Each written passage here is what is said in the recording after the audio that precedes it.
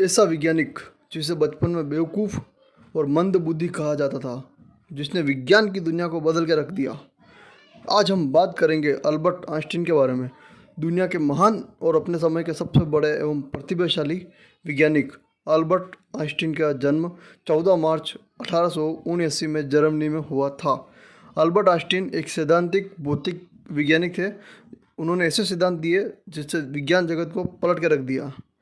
Albert Einstein के बारे में आप सभी बहुत कुछ जानते होंगे, पर वैज्ञानिक अल्बर्ट आइंस्टीन से जुड़ी कुछ रोचक, कुछ दिलचस्प बातें और कुछ किस्से जो शायद ही आप जानते होंगे। तो आइए जानते हैं अल्बर्ट आइंस्टीन के बारे में जुड़ी कुछ खास बातें। दोस्तों, हम सभी जानते हैं कि अल्बर्ट आइंस्टीन का जन्म 14 मार्च को मनाया जाता है, पर क्या आप जानते हैं कि अल्बर्ट आइंस्टीन का जन्मदिन को जीनियस डे के नाम से भी मनाया जाता है। अल्बर्ट आइंस्टीन का जन्म जर्मनी के उल्म शहर में यहूदी परिवार में हुआ था।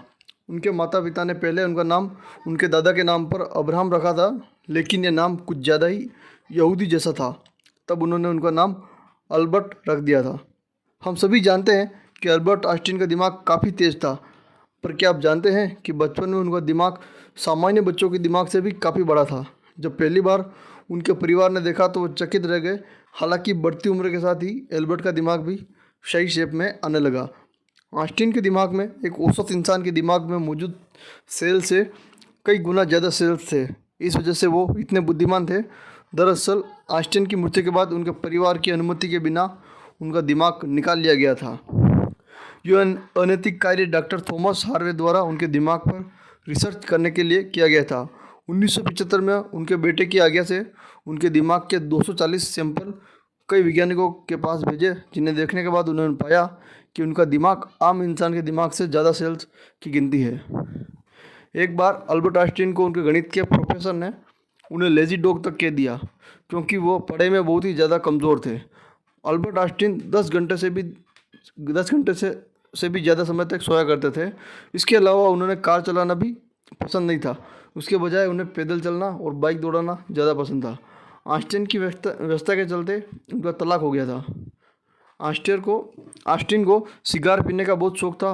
कहा जाता है कि वो अपनी बुद्धि का श्रेय अपनी धूम्रपान की लत को दिया करते थे। क्या आप जानते हैं कि 4 साल तक की उम्र तक अल्बर्ट ठीक तरह से बोल भी नहीं पाते थे।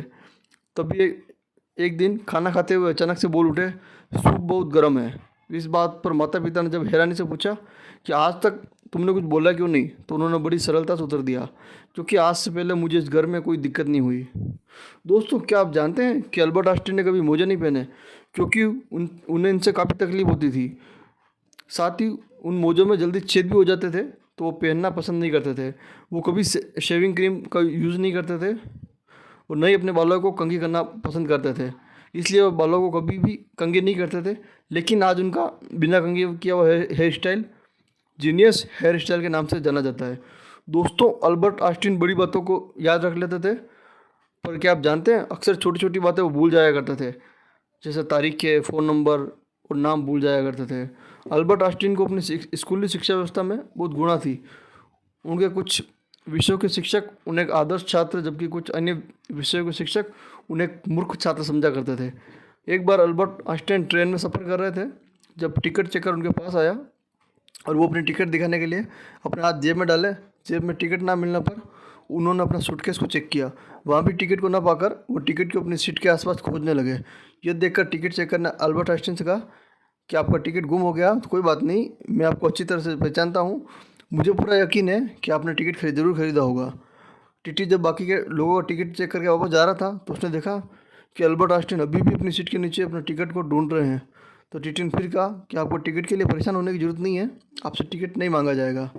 ये सुनकर अल्बर्ट आइंस्टीन ने कहा, वो तो ठीक है, पर टिकट के बिना मुझे पता कैसे चलेगा मैं कहाँ जा रहा हूँ। एक बार की बात है कि अल्बर्ट आइंस्टीन लगभग 5 साल के रहे होंगे। उनके पिताजी ने उन्हें खेलने के लिए एक दिशा सूचक कंपास दिया। उस कंपास को देखकर आइंस्टीन ये सोचने लगे कि इस कंपास की सुई किस बल से घूमती है। यही उन्हें विज्ञान में रुचि शुरू हो गई। दोस्तों, अल्बर्ट आइंस्टीन को नोबेल प्राइज़ उनकी थ्योरी ऑफ रिलेटिविटी के खोज के लिए नहीं, बल्कि फोटो इलेक्ट्रिक इफेक्ट के लिए मिला था। अल्बर्ट आइंस्टीन ने केवल 16 वर्ष की उम्र में ही सन 1895 में उन्होंने अपना पहला वैज्ञानिक शोध पत्र निकाला था, जिसका नाम उन्होंने रखा चुंबकीय क्षेत्र में रखे ईथर की अवस्था की जांच। जब आइंस्टीन एक विश्वविद्यालय में प्रोफेसर थे। तो एक दिन एक छात्र उनके पास आया और बोला कि सर, इस साल परीक्षा में वही प्रश्न आए हैं जो पिछले साल के परीक्षा में आए थे। तो अल्बर्ट आइंस्टीन का उत्तर था, इस साल उत्तर बदल गए हैं।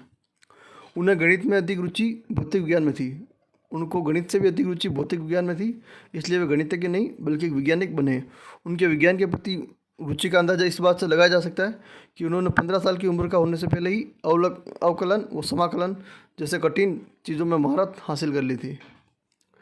जब वो 17 साल के थे तो कॉलेज एंट्रेंस के सारे एग्जाम में गणित और विज्ञान को छोड़कर सभी विषयों में फेल हो गए थे। एक बार आइंस्टाइन के एक सहकर्मी ने उनका टेलीफोन नंबर पूछा तो आइंस्टाइन अपने पास रखी डायरी में अपना टेलीफोन नंबर ढूंढने लगे।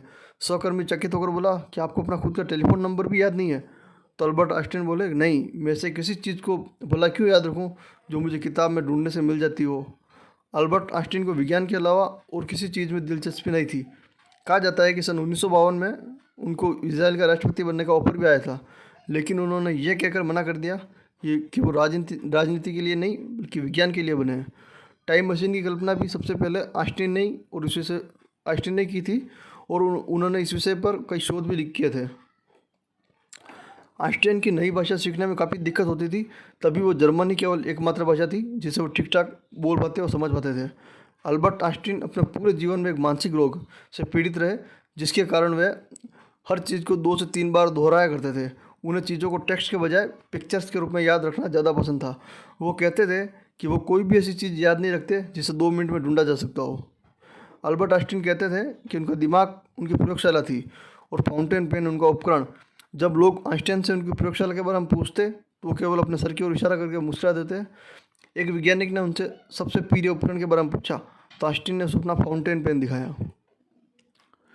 दोस्तों, हम सभी जानते हैं कि अल्बर्ट आइंस्टीन की सभी खोजें विश्व प्रसिद्ध हैं, लेकिन उन्हें सबसे ज़्यादा प्रसिद्धि तब मिली जब उन्होंने अपने सबसे प्रसिद्ध खोज सापेक्षतावाद का सिद्धांत अर्थात E=mc2 की खोज की।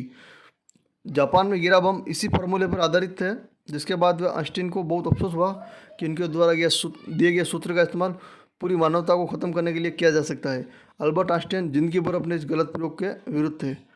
अल्बर्ट आइंस्टीन दोनों हाथों से लिख सकते थे, हालांकि ज़्यादातर वे दाएं हाथ से लिखा करते थे।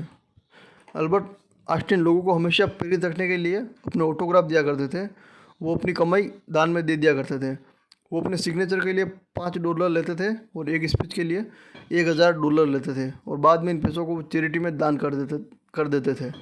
दोस्तों, उनकी याददाश्त को लेकर काफ़ी किस्से प्रचलित है। उनमें से किस्सा है जब आइंस्टाइन प्रिंसटन यूनिवर्सिटी में कार्यरत थे। एक दिन वो यूनिवर्सिटी से घर वापस आते समय अपने घर का पता ही भूल गए।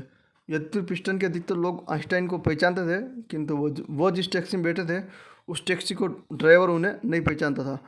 आइंस्टाइन ने ड्राइवर से कहा, क्या तुम आइंस्टाइन का पता मालूम है? तो ड्राइवर ने जवाब दिया, प्रिंसटन ने बोला, कौन इनको नहीं जानता। यदि आप उनसे मिलना चाहते हो तो मैं आपको उनके घर तक पहुंचा सकता हूं।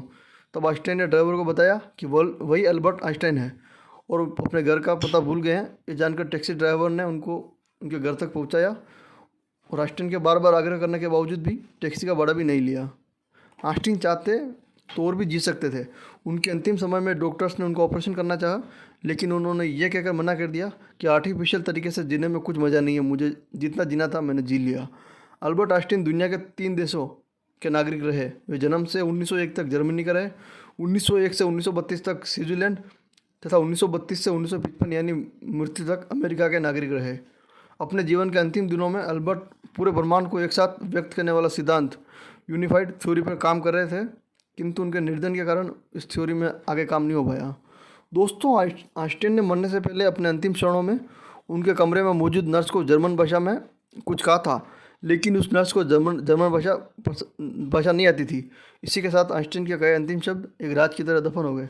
तो दोस्तों, कमेंट करके बताएं कि आज का वीडियो आपको कैसा लगा। धन्यवाद।